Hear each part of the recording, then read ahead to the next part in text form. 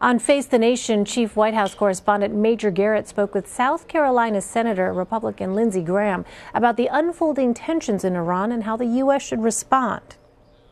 If I were President Trump, I would have a nationwide address pretty soon explaining why the Iranian nuclear deal is a bad deal for the world, what a better deal would look like, and urge Congress and the European allies to get a better deal with Iran before it's too late. And Major joins us now from Washington. So, Major, Republicans have largely been critical of the Iran nuclear deal in the past, but will these new tensions give the president the momentum he needs to heed Senator Graham's advice and back out of the agreement?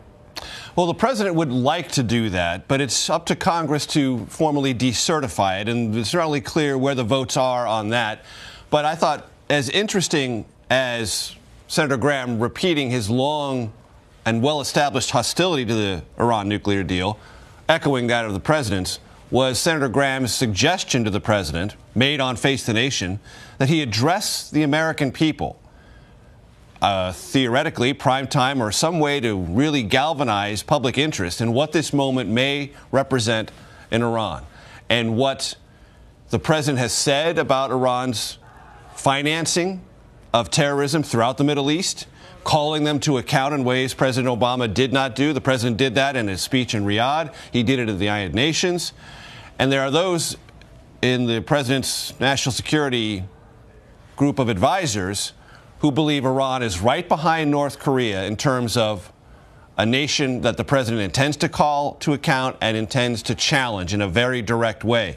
And these street protests in Iran, should they continue, should they increase in size and geographic dispersal, meaning become more prevalent in other parts of the country of Iran, could accelerate that process, could make this a moment where things move faster than either the Trump administration or Middle East watchers anticipated. So I think Senator Graham was on to two things. What's the future of the Iran nuclear deal? And what is the future of the Trump administration's orientation to the Iranian regime? And what is the relationship of the people in Iran to that regime itself? On the domestic front, the president, as you know, Major, has an ambitious agenda going into 2018, saying he'd like to see bipartisan deals on health care, infrastructure, and immigration. Do we have a sense, those are all very different issues, but do we have a sense of how he plans to move forward? Well, the president wants bipartisanship. He speaks, at least in theory, about the necessity of bipartisanship, but he doesn't have any track record on big issues of achieving bipartisanship, problem number one. Problem number two, he is going to be meeting in the earliest part of January, not with Republicans and Democrats, but only Republicans on these issues about the budget, increasing defense spending, dealing with immigration, meaning deferred adjudication for childhood arrivals, DACA, the Dreamers, and maybe infrastructure. Paul Ryan, the Speaker of the House, wants to push very hard on reducing the future growth of Medicare, Medicaid, and other entitlements. Mitch McConnell, the Senate Republican leader, has no interest in that whatsoever. And the political pressures of an energized Democratic base looking to gain seats in the House, possibly retake control of that chamber in 2018, and make inroads in the Senate, weigh on Republicans heavily as they're trying to decide what issues to prioritize and where to seek common ground with Democrats. Similarly for Democrats, is there a political cost to pay if you work with this administration? Do Democrats not accept that as, quote unquote, getting things done, but as a betrayal of their underlying principles and resistance movement ethos in relationship to the Trump agenda? All of this is going to play out very soon. We're going to see those pressure points run into each other by mid-January, when this government has to figure out a way to finance itself and avoid another shutdown by January 19th, and in early March, when the deadline expires for continuation of DACA protections for the so-called Dreamers. All of these things are going to come to a head, and very rapidly. And Major, you moderated a lively discussion on Face the Nation with a bipartisan group of lawmakers. What is their outlook on possibly working together in 2018? Like the president, they all speak a really good and initially confident game about bipartisanship, about the need to work together to find common ground. And they speak optimistically about that as a possibility. But as soon as you get to any of the underlying details, the points of friction are very intense. We saw that play out on Face the Nation over DACA. We saw it over what this tax cut bill does or doesn't represent, the new law, and what the Democratic and Republican members of the House and Senate ought to do about federal spending. The president wants a dramatic increase in defense spending. The only way he can achieve that is to get Democratic votes in the Senate, and they want a commensurate increase in non-defense domestic spending.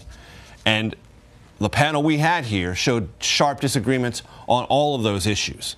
So this is how politics works. This is how legislating works.